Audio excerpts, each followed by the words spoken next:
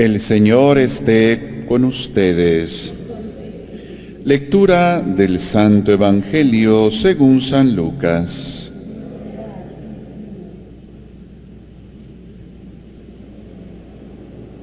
En aquel tiempo Jesús dijo a sus discípulos: no es posible evitar que existan ocasiones de pecado, pero hay de aquel que las provoca.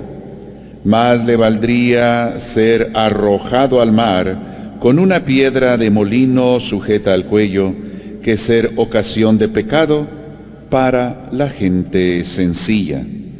Tengan pues cuidado. Si tu hermano te ofende, trata de corregirlo, y si se arrepiente, perdónalo. Y si te ofende 7 veces al día, y 7 veces viene a ti para decirte que se arrepiente, perdónalo. Los apóstoles dijeron entonces al Señor: aumentanos la fe.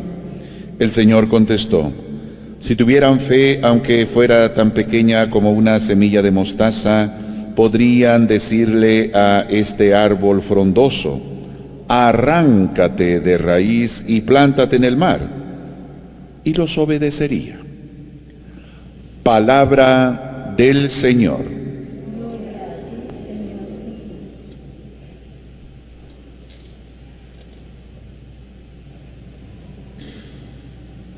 Son como 3 temas en este breve texto de San Lucas. No es posible evitar que existan ocasiones de pecado, pero hay de aquel que las provoca. Sabemos claramente que todos afrontamos cada día las tentaciones. Vienen a nuestra vida, pues, oportunidades y situaciones de pecado, donde nosotros libremente podemos elegir distanciarnos o caer en alguna situación de pecado. Pero aquí lo que plantea el Señor es algo más. No solo que yo caiga en pecado, sino provocar que otra persona caiga en pecado. Es ya más allá, no solo involucrarme en una culpa propia, sino que mi acción, mi actividad, involucra a otro o a otros que también pueden entrar a una situación de pecado, a una situación de falta ante los ojos de Dios.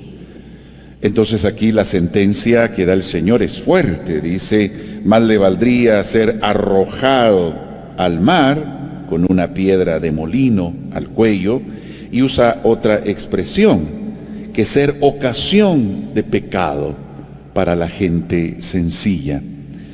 Entonces es, repito, no solo yo caer en pecado, sino mi acción y mi actitud atrae a otros también al pecado.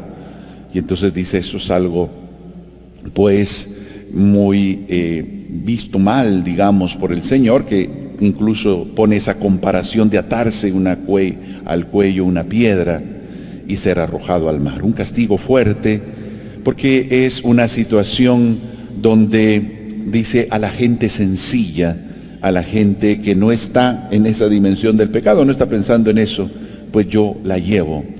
Así que una situación más grave, no solo la gravedad de mi pecado, sino la de hacer que, puede ser mi mal testimonio, hacer que mi actividad convenza a otros a que también entren al ámbito de la oscuridad y del pecado. Entonces, primero alejarme del pecado, y no solo no hacer que otro caiga, sino ayudar a otros a que salgan del pecado, evitar que otros puedan caer en el pecado, con mi palabra, con mi consejo, pero sobre todo con el buen testimonio.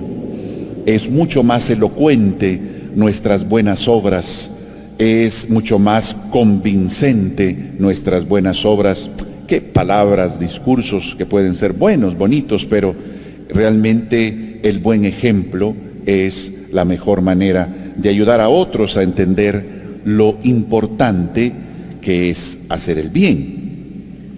Pero luego habla del perdón. Si tu hermano te ofende, dice, perdónalo. Y si viene 7 veces en un mismo día a pedirte perdón porque 7 veces te ha ofendido, perdónalo. la capacidad de perdón, la capacidad de paciencia, porque nosotros no somos así, ¿no? Decimos, no, aquí ya es un límite, ya te pasaste del límite, esto ya no te lo perdono. Nosotros ponemos límites, pero Dios, que es un Dios misericordioso, no tiene límite para su misericordia y nos pide también en este Evangelio de San Lucas, que seamos misericordiosos, que seamos capaces de dar nuestro perdón, pero también ser sencillos y humildes para pedir perdón a Dios. Y ahí tenemos el sacramento de la confesión para pedirle perdón, pero también ser capaces nosotros de perdonar, no poner límites. Esta persona ya se pasó del límite, ya no le perdono más, ya no. El Señor nos invita a no poner límites al perdón, a la misericordia, sino ser capaces siempre de recibir con apertura de corazón a todo aquel que se acerca arrepentido y pide perdón. Aumentanos la fe, es el tercer tema. Pedirle a Jesús que nuestra fe pueda crecer, fortalecerse, que nuestra fe no se debilite, que nuestra fe no se venga al suelo, sino siempre una fe que sea firme, constante. Entonces, primero, no ser ocasión de pecado para los demás. Luego, perdonar. Y finalmente, Señor, aumenta nuestra fe. San Pablo dice, la fe viene del oír, de escuchar, de ahí viene la fe. Y nuestra fe se fortalece escuchando la palabra, escuchando su mensaje, estando atento con aquello que también llamamos desde el Vaticano II los signos de los tiempos, las cosas que suceden a nuestro alrededor, lo que pasa a lo largo de nuestro día, de nuestra vida, estar atento a que hay muchos signos de los tiempos. Entonces Dios también habla a través de eso. Entonces, atentos a la voz de Dios, pero también nuestra cercanía al sacramento de la Eucaristía, nuestra cercanía a, pues, la hora santa, a buscar espacios de oración. Eso va aumentando mi fe. Señor, aumenta nuestra fe. Y Jesús les da un ejemplo de lo que podría ser la fe si fuera fuerte, si fuera robusta. Podrían arrancar un árbol, dice, y trasladarlo y decirlo que se plante en el mar y les haría caso. Es decir, se podrían hacer cosas sorprendentes, grandiosas, si ustedes tuvieran fe y confianza. Hoy recordamos a un papa que por su vida, por su claridad de su doctrina, se le llama doctor, pero también se le llama magno, es decir, grande.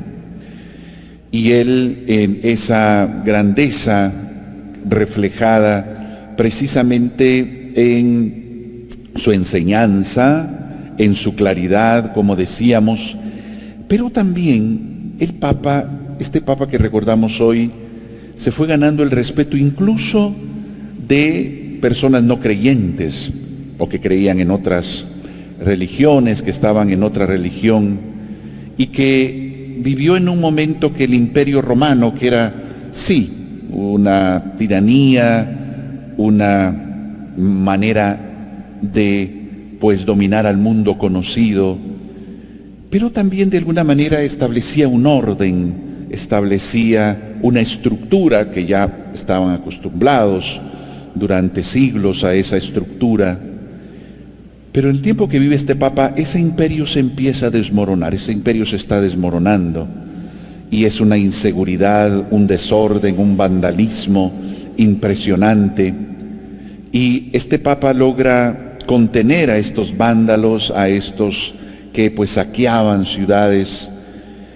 Él se ganaba ese respeto y lograba ser escuchado por sus autoridades, por quienes estaban al frente, y hubo ese respeto a Roma precisamente por la figura de este Papa, y por eso grande se le llama magno, por su personalidad, evidentemente su espiritualidad y su capacidad, repito, sin espadas, sin armas, de evitar esos ataques, de evitar ese vandalismo. Repito, en un momento particular de la historia, donde, repito, el orden romano, la Pax Romana, dice que logró César Augusto en un cierto tiempo, este emperador romano, esa estabilidad, esa paz, obviamente entre tiranías e injusticias, como todo gran imperio, pues se estaba desmoronando.